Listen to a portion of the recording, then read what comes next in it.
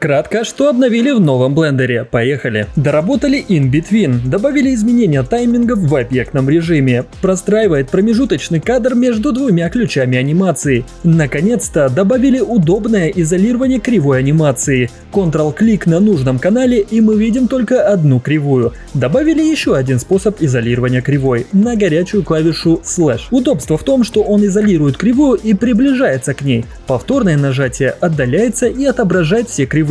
Можно менять зацикленность анимации. Теперь есть функция Bounce. Когда анимация завершается, она не начинается сначала, а проигрывается в обратную сторону, либо просто остановится в конце анимации, в начале анимации, а также может проиграть снова анимацию, но с нужного кадра. Теперь можно удалить модификаторы разом со всех кривых. Раньше нужно было удалять каждый по отдельности, а теперь переходим в Channels и тут Delete F-Curve Modifiers. Изменили логику Pose Library и ее жесткую привязку к типу вращения. Раньше, если мы сохранили позу в кватернионах, то при смене на Эйлера поза не применялась. Теперь без разницы, поза применяется в любом случае. Новый Asset Library может загружать ассеты из интернета. Есть обновление в композиторе. Grease Pencil теперь отображается в карте глубины при реал-тайм композитинге. Новые гизмо поддерживают функцию автокейнга. Новая нода String to Image. Сокеты нод теперь показывают кучу разной инфы. У кастомных переменных теперь можно поменять дефолтный тип на Scene Time, и она будет автоматически анимироваться. Group Output теперь показывает, как жестко она пыхтела над связкой нод. В геонодах наконец-то добавили ноду Mesh Bevel.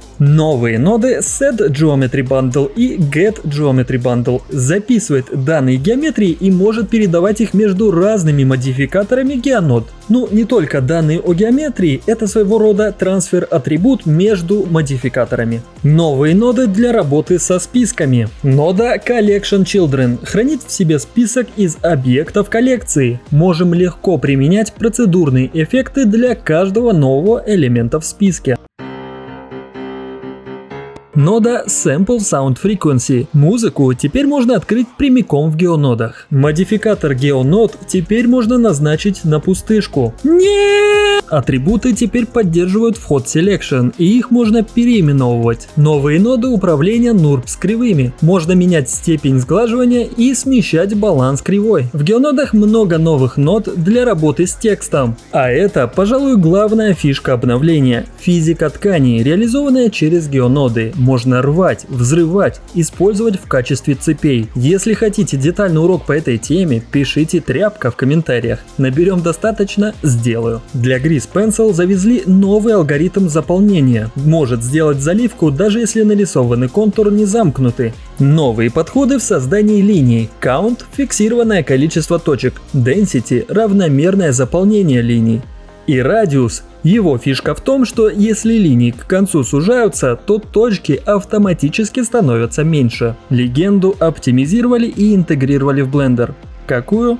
Loop Tools. Теперь их можно найти во вкладке Mesh, Transform, и вот же они. Playback в Motion Tracking перенесли на OpenGL. Теперь 4К футажи воспроизводятся намного быстрее. Для кого-то имба новая система тканей, а для меня новая симуляция волос. Уже не терпится испытать ее в новых проектах. Процедурные коллайдеры, эффекторы, симуляции постепенно мигрируют в геометрические ноды. Это стало возможным благодаря новому солверу. Новый параметр тонкой стенки у шейдера Principled BSDF. Это альтернатива SSS для абсолютно тонких стенок. Когда у меша нет толщины. На этом канале целое видео про новый параметр. Это пример без тонкой стенки, а это с ней.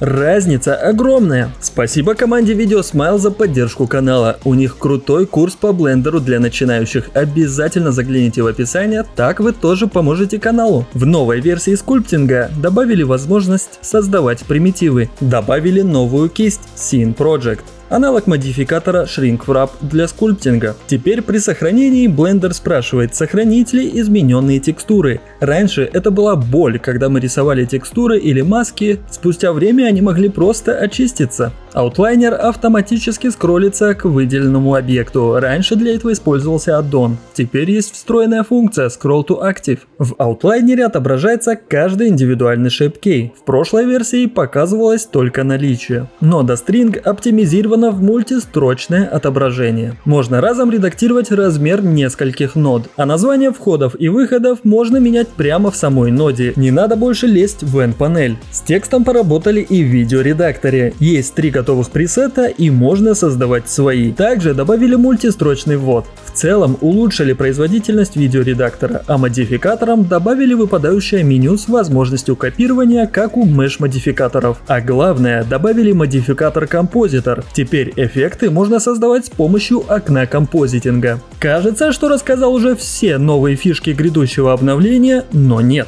Texture Cache в Cycles – это имбовая оптимизация потребления видеопамяти на больших сценах. Скачал эту сцену из интернета, и здесь куча 4К текстур. И сейчас она ест 21 гигабайт видеопамяти. Перехожу в настройки Cycles, включаю Texture Cache и нажимаю Generate. После генерации нужных файлов потребление видеопамяти уменьшилось вдвое. Blender стандарт индустрии. Blender стандарт индустрии. Стандарт.